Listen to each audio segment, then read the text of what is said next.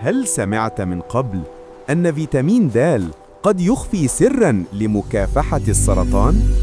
لطالما عرفنا فيتامين د بأنه فيتامين الشمس المسؤول عن قوة العظام والعضلات والمناعة، لكن ما لم نكن نعرفه أن هناك جيناً خفياً قد يحول هذا الفيتامين العادي إلى سلاح خارق ضد أخطر الأمراض. العلماء أطلقوا عليه اسم SDR42E1. هذا الجين يعمل مثل مفتاح سري يساعد الخلايا على امتصاص فيتامين د وتحويله إلى شكل نشط، الكالسيتريول. الشكل الذي لا يكتفي فقط بدعم صحتنا، بل قد يغير معركة الطب ضد السرطان. في تجربة مذهلة، قام الباحثون بتعطيل هذا الجين داخل خلايا سرطان القولون، والنتيجة انخفض معدل بقاء الخلايا السرطانية إلى أقل من النصف.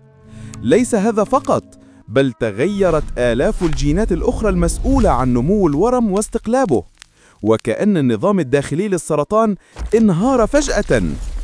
تخيل الأمر، مجرد التحكم بجين واحد قد يوقف نمو السرطان، بينما تظل الخلايا السليمة في أمان.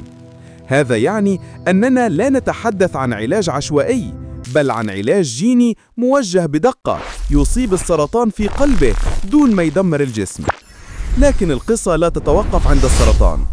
تعزيز نشاط جين SDR42E1 قد يفتح الأبواب أمام علاجات جديدة لأمراض الكلى واضطرابات المناعة الذاتية، وحتى مشاكل امتصاص فيتامين د التي يعاني منها الملايين حول العالم.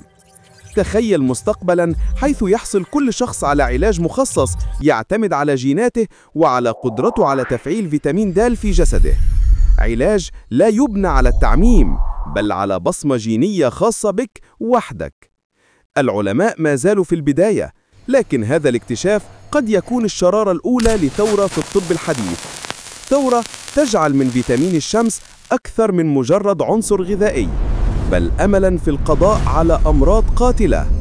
فهل يمكن أن يكون الحل لأعقد معضلات الطب مختبئاً في جين صغير داخل أجسامنا؟